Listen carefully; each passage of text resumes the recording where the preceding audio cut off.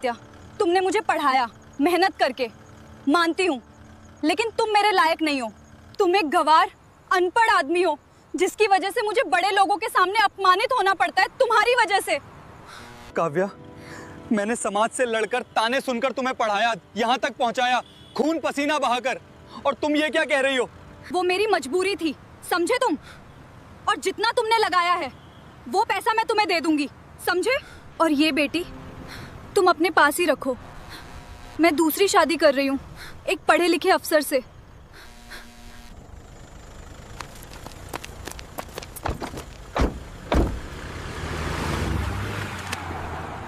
यह कहानी उस वक्त की है जब काव्या के हाथों में मेहंदी रची ही थी, लेकिन उन हाथों की लकीरों में सिर्फ गरीबी का काला साया था।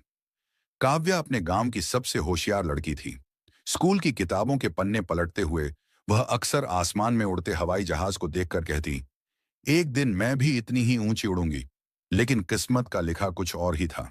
काव्या के पिता एक बूढ़े किसान थे, जिनका खेत साहूकार के कर्ज में डूब चुका था। घर में 2 वक्त की रोटी के लाले थे। एक दोपहर जब काव्या कॉलेज का फॉर्म भरने की जिद कर रही थी, उसके पिता ने रोते हुए उसके पैर पकड़ ली। तो हम सब भूखे मर जाएंगे बेटी। मुझे माफ कर दे, मेरे पास तुझे खिलाने के पैसे नहीं हैं। पढ़ाई कहाँ से कराऊंगा?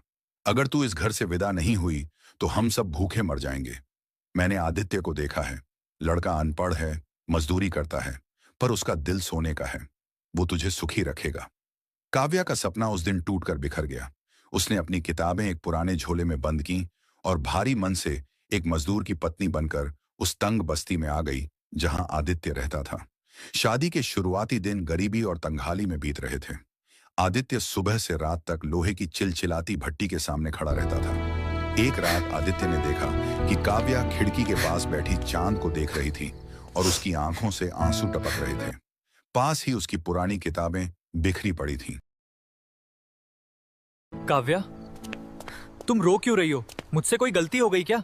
खाना ठीक नहीं लगाया या ये घर पसंद नहीं आया? क्या हुआ? नहीं आदित्य, आप बहुत अच्छे हैं, पर जब भी इन किताबों को देखती हूँ तो कलेजा मुंह को आने लगता है। गरीबी के कारण मेरी कलम छीन ली तब तो। बस यही चूल्हा चौखट मेरी जिंदगी है। नहीं काव्या, तुम्हारी कलम नहीं छीनी जाएगी। अगर तुम्हारे पिता मजबूर थे तो मैं मजबूर नहीं हूं। तुम कल से अपनी पढ़ाई फिर से शुरू करोगी। मैं अनपढ़ हूं तो क्या हुआ, मेरी बीवी साहिब बनेगी। क्या कह रहे हो आप? घर का किराया, राशन और अब मेरी फीस, आप अकेले ये सब कैसे करेंगे? ये हाथ देख रही हो? ये पत्थर तोड़ना जानते हैं तो अपनी पत्नी का भविष्य बनाना भी जानते हैं। तुम बस अपनी आंखों में अफसर बनने का ख्वाब सजाओ। उसे पूरा करने की जिम्मेदारी मेरी है।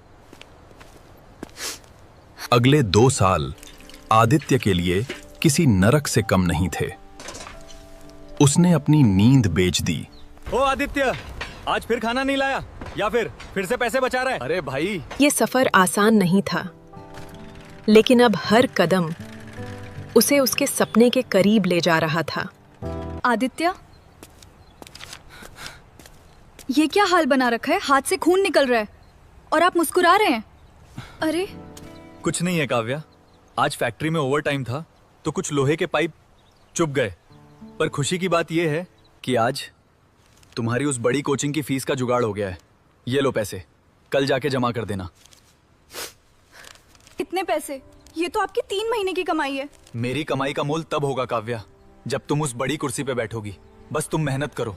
अरे देखो तो, साहब की बीवी जा रही है, घर में खाने को दाने नहीं और मैडम को अफसर बनना है। अरे देखो तो, साहब की बीवी जा रही है, घर में खाने को दाने नहीं और मैडम को अफसर बनना है। अरे छोड़ो, बेचारा आदित्य दिन रात मजदूर। अरे आदित्य बेचारा दिन रात कोल्हू के बैल की तरह पिस रहा है और ये मेम साहब शहर की हवा खा रही हैं।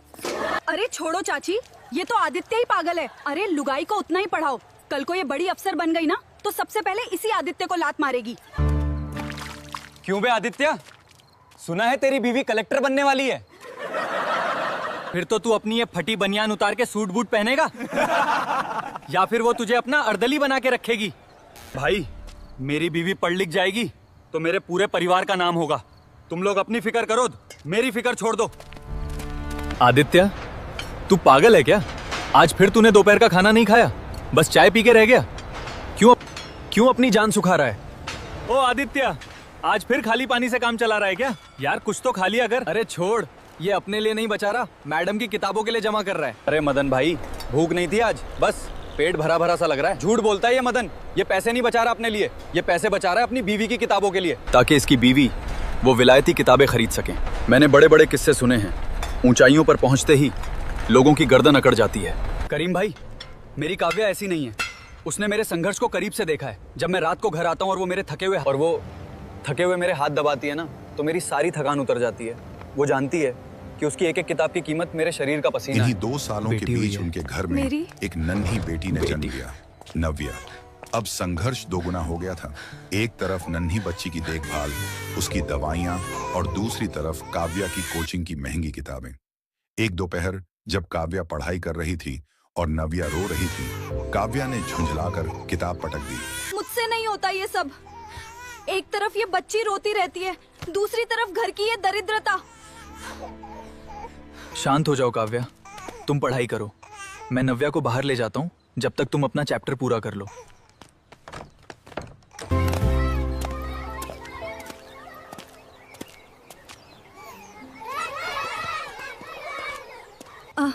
आदित्य, मेरा सिलेक्शन हो गया। सुना मेरी गुड़िया, तेरी माँ अफसर बनने वाली है। आदित्य, मुझे अब शहर जाना होगा, वहाँ ट्रेनिंग के लिए। तुम बेटी का और अपना ख्याल रखना। ये लो काव्या, ये कुछ पैसे हैं और ये तुम्हारी माँ के कंगन्स जो मैंने गिरवी रखे थे। आदित्य, मैं जा तो रही हूँ, पर वहाँ सब बड़े बड़े लोग होंगे, तो मैं आपको फोन कम कर पाऊंगी। आप नव्या को संभाल लेंगे ना? तुम फिक्र मत करो, नव्या को मैं पलकों पर रखूंगा। तुम बस अपना नाम रोशन करना। आदित्य की आंखों में अब भी उम्मीद थी।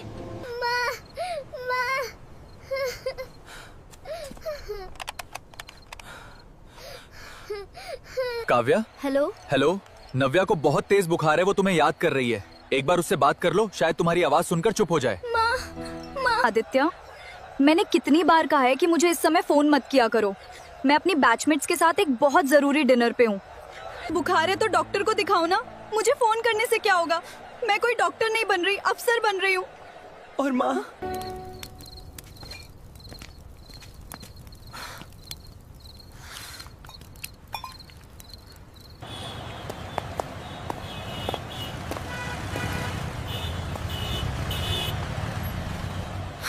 बापू, मम्मी कब आएंगी?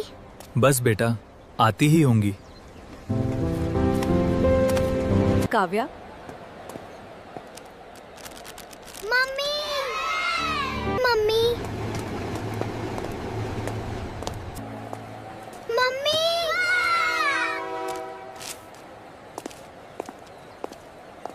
काव्या, कौन है ये आदमी जो तुम्हें इतनी जोर से पुकार रहा है? काव्या, तुम्हारा कोई दूर का रिश्तेदार? नहीं, वो बस मेरे गांव का एक आदमी है। शायद मेरा सामान उठाने आया होगा।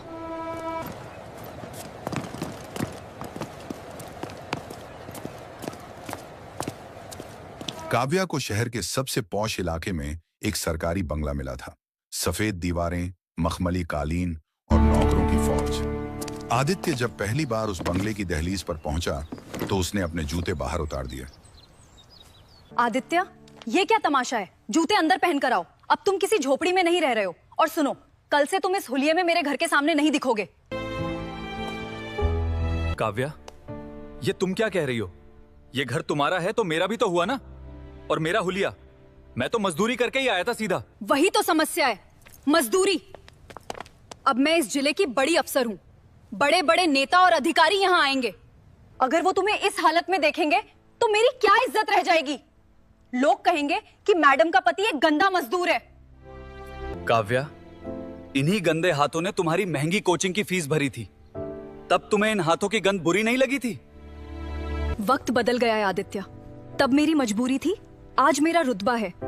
अगर तुम्हें यहाँ रहना है तो तुम्हें एक अदृश्य इंसान बनकर रहना होगा। आज रात घर में पार्टी है, बड़े बड़े लोग आएंगे, तुम इस कमरे से बाहर नहीं निकलोगे, समझे? तुम अनपढ़ हो आदित्य, तुम्हें नहीं पता कैसे लोगों के बीच रहना होता है। प्रमोशन की खुशी में एक शानदार डिनर पार्टी रखी गई। शहर के तमाम वीआईपी वहां मौजूद थे।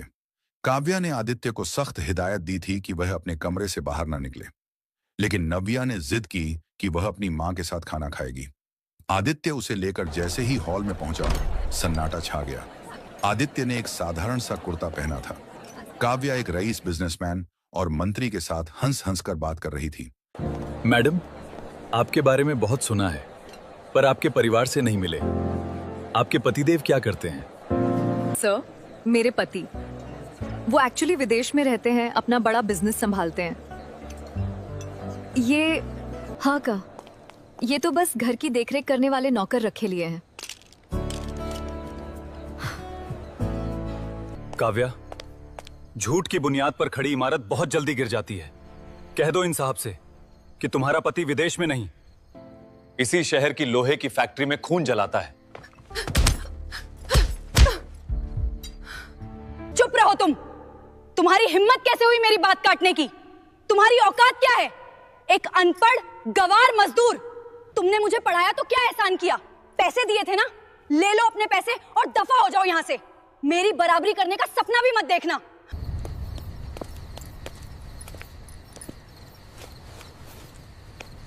मैं जा रहा हूं काव्या।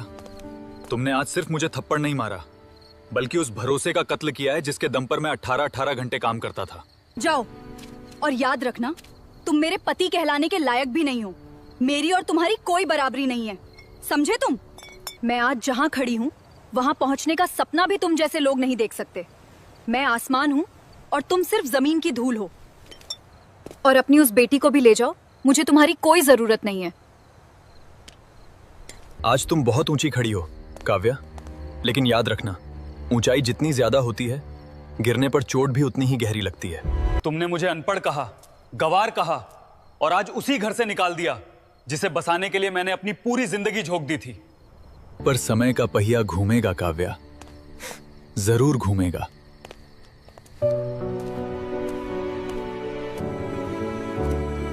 दो साल बाद किस्मत का पलटवार। समय बीता। काव्या अहंकार के नशे में अंधी हो चुकी थी। उसने भ्रष्टाचार करना शुरू कर दिया। उसे लगा कि वो कानून से ऊपर है। लेकिन एक सुबह विजिलेंस की टीम ने उसके बंगले पर छापा मारा। करोड़ों के गबन का केस खुला। जो दोस्त कल तक उसके साथ शराब पीते थे,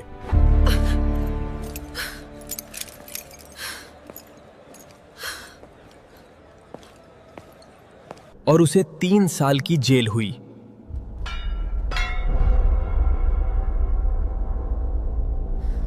बेटा, रो मत। तेरी माँ ने कहा था ना कि मैं जमीन की धूल हूं। अब मैं तुझे वो आसमान बनाऊंगा जहां तक पहुंचने के लिए उसे अपनी गर्दन ऊंची करनी पड़ेगी। तू पढ़ेगी और तेरा बापू अब सिर्फ बोरे नहीं उठाएगा, बल्कि अपना साम्राज्य खड़ा करेगा।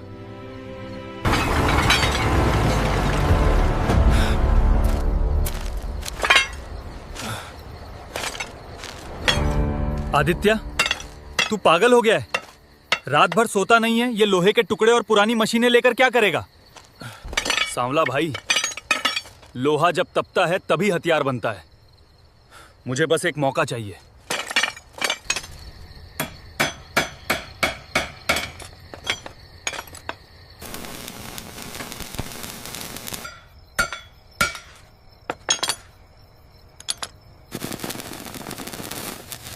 इधर नव्या भी बड़ी हो रही थी।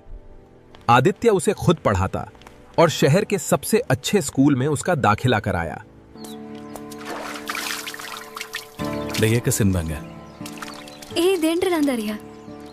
रात भर जली वो भट्टी, पसीने में थी रट्टी रट्टी, हथौड़ा चला किस्मत बदली, मिट्टी से उठी हस्ती। तूने कहा था धूल हूँ मैं, देख आज आसमान हूँ। तेरी नफरत की आग में टपकर बना मैं चट्टान हूँ। लोहा पिघला सोना बनना मेहनत का ये रंग है।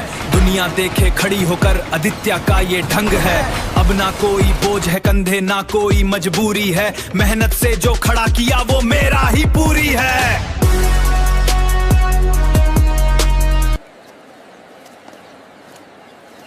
बापू, आप इतने बड़े मालिक बन गए, इतनी गाड़ियां हैं, पर आप आज भी उस पुरानी बस्ती के स्कूल में दान देने क्यों जाते हैं? क्योंकि बेटा, मेरी जड़ें वही हैं। और याद रखना, जो अपनी जड़ों को भूल जाता है, उसे काव्या बनने में देर नहीं लगती।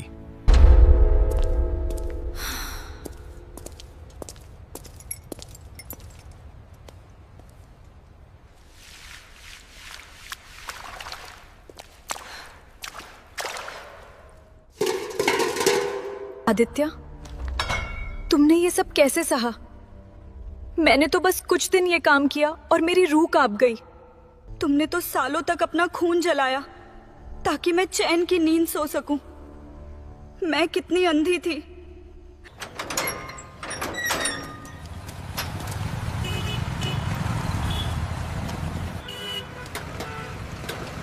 भैया, क्या मुझे कुछ काम मिल सकता है? मैं पढ़ी लिखी हूँ, हिसाब रख सकती हूँ। अरे, ये तो वही भ्रष्ट अफसर है ना जिसकी फोटो अखबार में छपी थी। निकल यहाँ से। तेरे जैसी दागी औरत को काम देकर मैं अपना ईमान खराब नहीं करूंगा।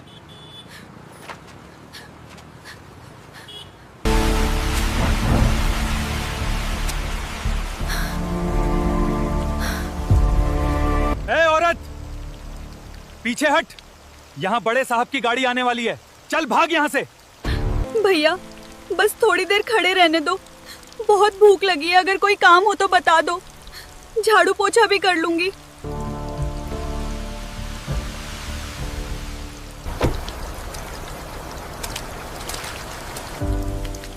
रुको, कौन है ये औरत?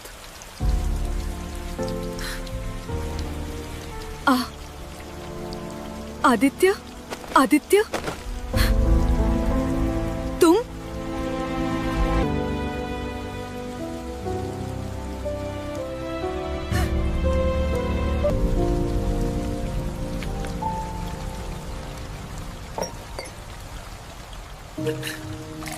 आदित्य, मुझे मार डालो, मुझे धक्का देकर बाहर निकाल दो, जैसा मैंने तुम्हारे साथ किया था। मैं इसी काबिल हूँ। आज मुझे समझ आया कि जमीन की धूल मैं थी, तुम नहीं। तुमने पसीने से ये साम्राज्य खड़ा किया और मैंने घमंड से अपना महल उजाड़ दिया। काव्या, मैंने तुम्हें उसी रात माफ कर दिया था जब मैं घर से निकला था। अगर मैं नफरत पालकर बैठता तो आज यहाँ नहीं होता। नफरत इंसान को जलाती है और मेहनत उन्हें चमकाती है। मुझे दुख इस बात का नहीं है कि तुमने मुझे छोड़ा। दुख इस बात का है कि तुमने एक माँ और एक इंसान होने का धर्म भी खो दिया। बापू, ये कौन है और ये फर्श पे क्यों बैठी हैं? इन्हें कुर्सी पे बिठाइए।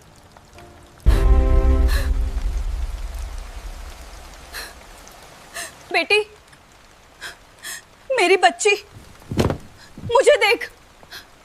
मैं। जी, आप कौन हैं? आप मुझे ऐसे क्यों देख रही हैं? नव्या, ये हमारे यहाँ सफाई के काम के लिए आई हैं। इनका कोई नहीं है। बापू, इनकी हालत देखिए। इन्हें सफाई का काम मत दीजिए। ये बहुत थकी हुई लग रही हैं। हमारे पास जो एनजीओ का मैनेजर पद खाली है, इन्हें वहां रख लीजिए। एक औरत होकर मैं इनका दर्द समझ सकती हूँ।